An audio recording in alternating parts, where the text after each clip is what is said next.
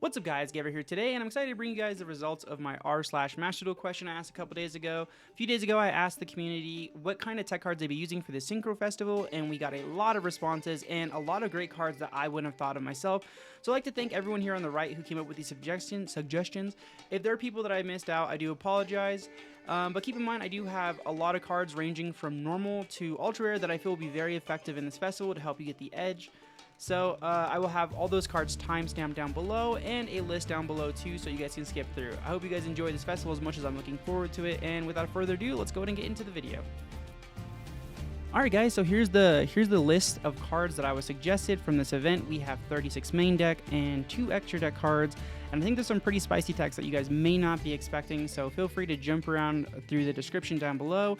I'm going to do my best to describe some of these. I'm going to be not spending too much time on it because there's a lot of cards, so I won't be doing full explanations, but feel free to pause the video and read these cards. And yeah, hopefully you guys like some of the stuff that the community recommended. So to start off as just a throw out there, this really isn't a tech card, it's just an honorable mention, which is the Meklord decks. I noticed a lot of Meklord fans inside that subreddit, so a lot of people were talking about Meklord decks are going to be great for this. Now, I don't know, I played them back in the day, but I'm not too sure if they're splashable, but if you want to go full on anti-synchro, Meklord is the way to go. But just to get into the actual cards, let's go ahead and get into them now, and I'll do my best to just do little explanations here.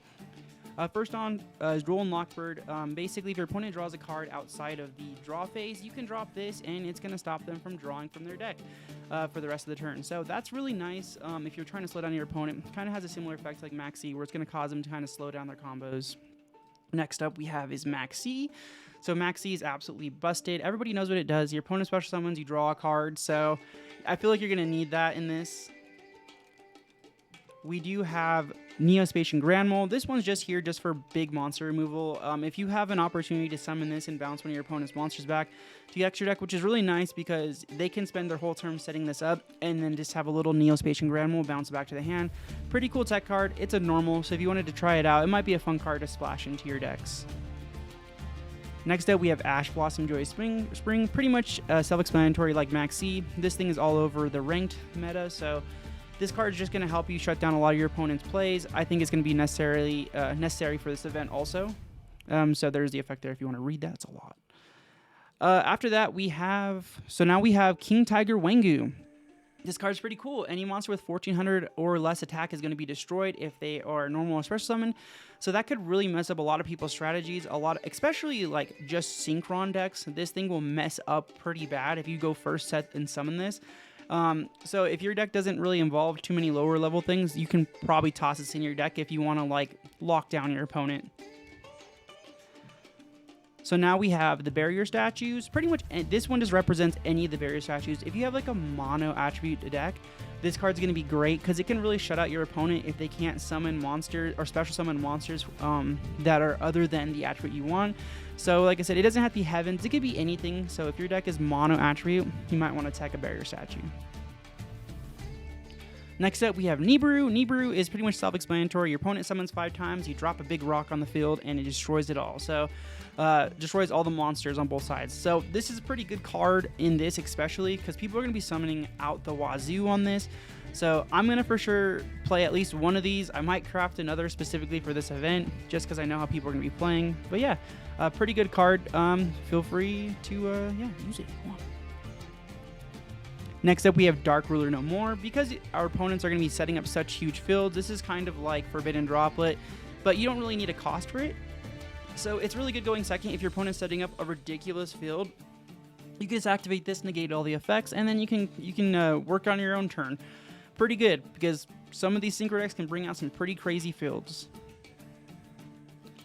Now we're getting into some of the rare cards. This one was a really cool card, Psychic Eraser Laser. Pretty much you send one monster your opponent controls that was special summoned from the extra deck to the graveyard, and they gain life points equal to the attack or defense. And the best thing about this is I don't believe it targets, so it's going to get over a lot of big monsters. So if your opponent has like a big beefy monster you can't get over, or that can like negate things that target it, this might be the way to go. A nice little tech card. Another one of the people recommended, but yeah, it's free removal. Sure, they get life points, but come on, getting rid of monsters are sometimes better than the life points. Now we have Necrovalley. Necrovalley is an OG card. and can really mess around with a lot of synchro decks, especially like Synchron. A lot of these decks are going to be messing around with the graveyard. This could also mess you up, so you got to make sure that you're not playing this card if it's going to mess you up, but pretty much stops anything that's in the graveyard from being moved. So they can't special summon from the graveyard, they can't banish for combos, so it's going to be a really good card to play in my opinion. I don't think I have a space for it, but some of you guys might find use out of it.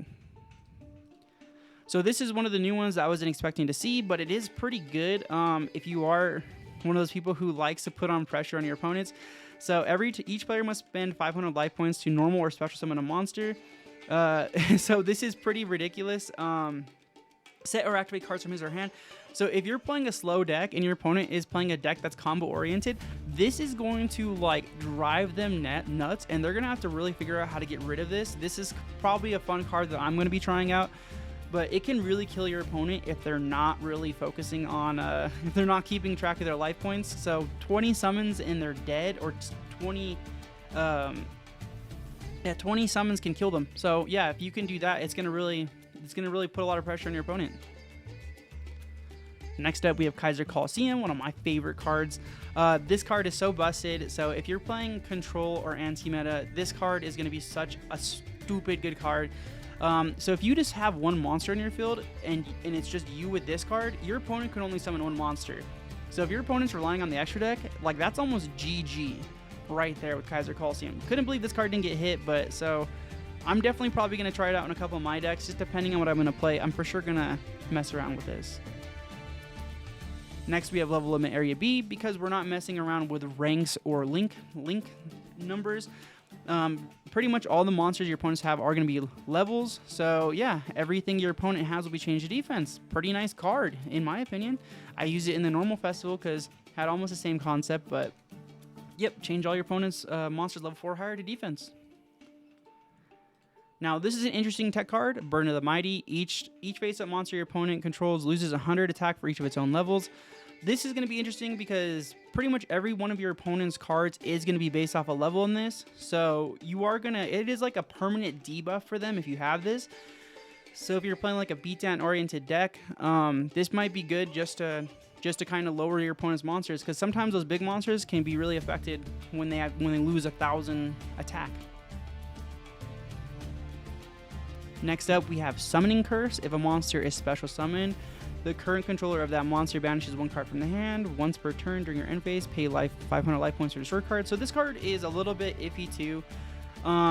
It's like I said, just pretty much self-explanatory. I think that, yeah, so if your opponent's going to be special summoning, they have to banish a card from their hand. That's going to, I don't know if they... if this will lock them out if they don't have any cards in their hands, because I haven't tried this personally, but it might be an interesting thing to try out. So basically forcing your opponent to banish cards from their hand to special summon sounds pretty fun. So, Call by the Grave. This is pretty much self-explanatory. This card's going to be really good against anything that uses the graveyard, so yeah, Call by the Grave. You target one monster in the graveyard, banish it. Pretty self-explanatory. You get the effects. Pretty nice.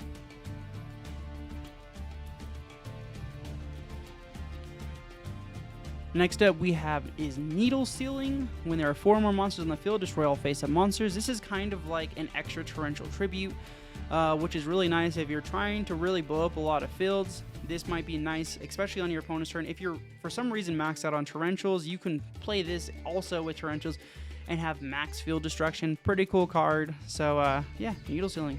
Maybe try it out. So Chain Disaperance is one of the cards that I didn't hear from the Reddit, but is one of my favorite cards. When a monster with 1,000 or less attack is special summoned, you could banish all of those from their opponent's hand and deck. So this is really nice because you hit one key monster your opponent has that's, you know, that could be a key part of their engine. You could banish the entire one of their entire engines with this card. So I'm probably going to mess around with this. This was one of the cards I used back in the day, or I used a side deck, but this might hit a lot of cards, and you can really mess up some decks with this, even just getting this off once. Getting this off once can almost win you the duel, depending on like what you hit. Next up, we have Mischief of the Yokai. Each face-up monster loses 2 levels until the end phase. You can remove from play this card from graveyard. Select one face-up monster, reduces level by 1 until the end phase.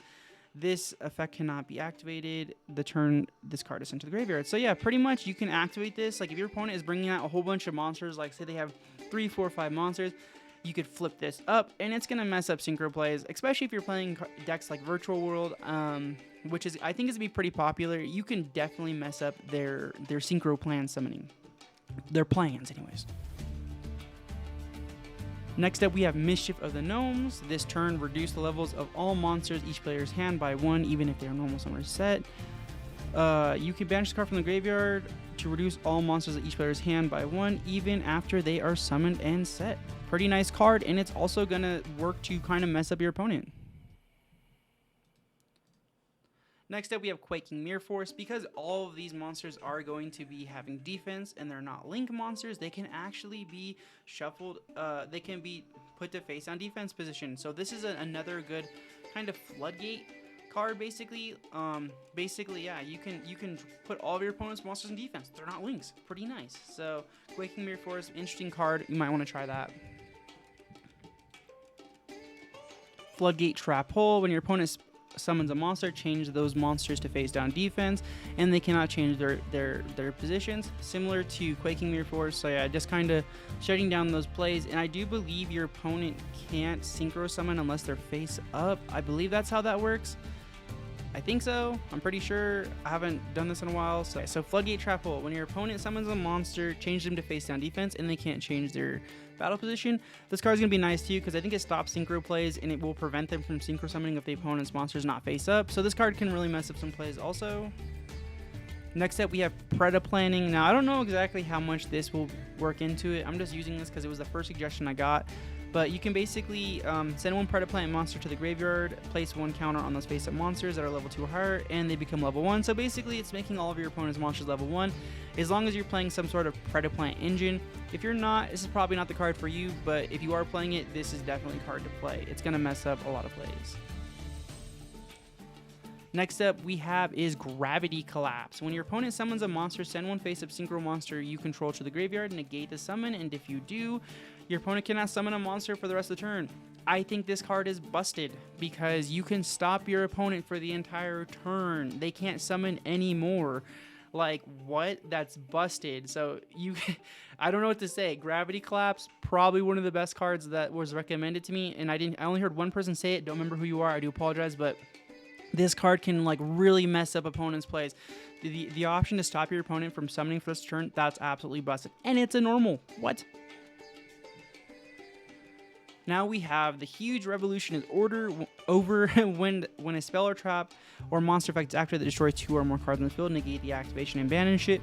Now the reason we put this one in here was because there is a lot of cards in here that are going to be, like, if you're planning to play anti-meta, this card's going to be great for stopping your opponent from wiping your back row with, say, Twin Twisters or Heavy Storm, or not Heavy Storm, I'm sorry, Lightning Storm, or even Harpy's Feather Duster. This card's going to be great for protecting your back row if that's your strategy. So this is definitely a card worth trying out if you're planning on playing a lot of these continuous cards. Now we have Gravity Bind, level 4 high or higher monsters cannot attack. If there's a way for you guys to abuse this might be nice, but like I said, can also just slow down your opponent. It's gonna, because we no longer have ranks in this thing, Gravity Bind is probably another card that can help you out, especially if you are playing some weird deck that uses things that are less than level 4. Coffin Seller. So each time a monster is sent to your opponent's graveyard, inflict 300 damage to your opponent. So every time your opponent is summoning, like, this is very similar to one of the other cards we had on the list. I think it was Chain Energy or something. Basically, yeah, your opponent's going to be taking a lot of damage if they want to summon monsters. And that's going to be great if you're playing a controlled type of strategy. And it doesn't affect you. So this would be pretty nice going first if you had it. Next up, Rivalry of the Warlords. Each player can only control one type of monster. Send all other face-up monsters to the graveyard. This is busted. I think you could flip this and force your opponent to send cards. I'm not too sure about that, but it does look, yeah, it does. Yeah, this is pretty busted. Sends your opponent's rest of your cards back to the graveyard, so kind of like evenly matched, but a little bit more one-sided. Next up, we have one of the most hated cards, Skill Drain. So if you are playing like a different strategy besides Synchro, or even like Synchro beatdown like Assault mode, Skill Drain is going to be great. It's going to negate a lot of effects that are going to stop a lot of combos. So definitely might consider Skill Drain if you want to see the world burn. Next up, we have Summon Limit. Each player can only summon twice, so this card's going to also stop your opponent from summoning more than once, pretty much preventing them from even Synchro summoning. So if you go first, you summon, you can do whatever the heck you want, bring out your field, flip up Summon Limit. They can't even get off a Synchro summon if that's what their strategy is. So next up, we have Grave of the Super Ancient Organism. All level 6 or higher special summon monsters in the field cannot declare an attack or activate their effects. What? So like, what? Like, this is so busted. It's gonna stop a lot of those big cards your opponents are bringing out. This is one of my favorite cards that was recommended to me. Definitely gonna be trying it myself. So yeah, Grave of the Super Ancient Organism. That's a tongue twister. Not really. Might be worth a try. Now we have Stylgian Dirge, another rare card, which is very easy to craft. Reduce all levels of your opponent's monsters by 1. Now, I really got a kick out of this one when I saw this one because it can really mess up your opponent's decks, especially if they're like Virtual World, where they only really have like level 6 or 9 Synchros to go into. Busting out this will pretty much ensure that they can't go into their extra deck unless they bring out extra monsters on the field. It's going to force them to use a lot more resources just to bring out a Synchro monster. So, definitely one of my favorite cards on this list. The last normal deck card we have is Lose 1 Turn. Activate only if your opponent controls. If you control no special summon monsters while a monster is face up on the field, negate its effects during the turn that monster was special summoned. If an infected monster is special summoned in attack position, changes to defense. Pretty cool. So it's another just, yeah, basically like it says, lose 1 turn. Gonna slow down your opponent a lot depending on your playstyle. So yeah, that was all the main deck cards. We only had 2 extra deck cards. This was one that I'm super excited to play, which is Orient Dragon. If this card is Synchro Summon, target 1 Synchro monster your opponent controls, banish it.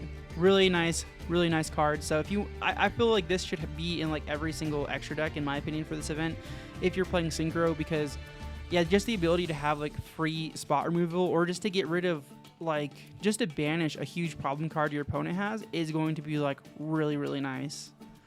The last card we have is Alley of Justice Catastor. Back in the day, a lot of people used to play this just because most people aren't playing dark monsters, so it does target a lot of things. And like I said, yeah, it's just free spot removal. It just pretty much guarantees you to destroy your opponent's monster, and it won't be destroyed because at the start of the damage step. Okay, well, anyways, guys, I hope you enjoyed this. I know there was a lot. I didn't go too in-depth, so feel free to go ahead and pause the video, check on any of the cards you want. And as always, if you guys have any other suggestions, please leave them down below. I'd love to make a follow-up video, as this is not even the first day of the festival. It's starting tonight, so if you guys do want to throw in some more suggestions, maybe I'll make a sequel video, and if I can do anything better, let me know. And yeah, hope you guys enjoy the festival, and I'll see you guys around. And oh yeah, by the way, I stream on Twitch. I'll be on Twitch a lot for this festival, so I'll leave that link down below. Thank you guys.